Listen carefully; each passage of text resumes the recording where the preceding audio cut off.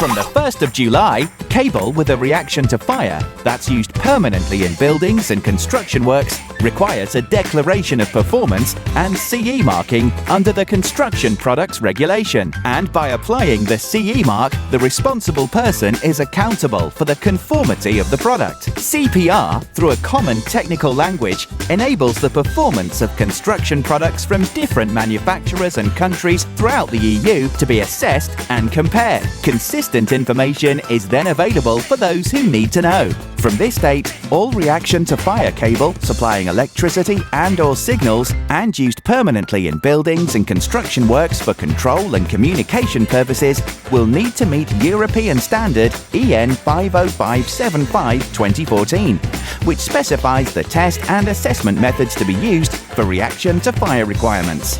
Cables having resistance to fire are not as yet covered by the requirement now being introduced, but they will be in the future.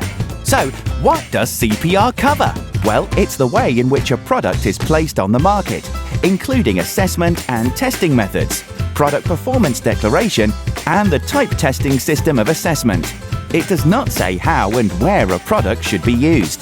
The regulator in each member state will detail which class of performance must be used in a particular application or type of building. In the UK, there are no official requirements, so it will be down to the designer or specifier to detail which class of performance must be used.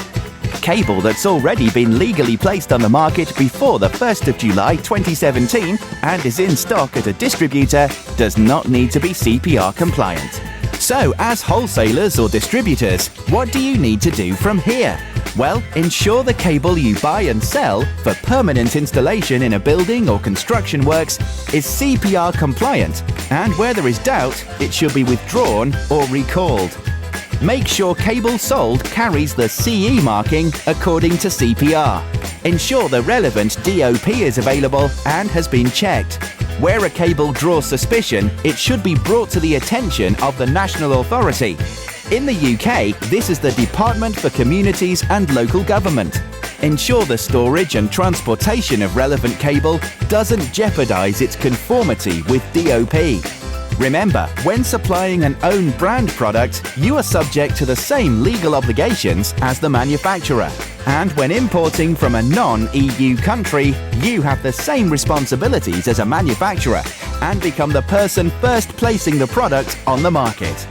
A full description of the classes of reaction to fire for cables, their meaning and significance can be found in the BCA Guide for Specifiers.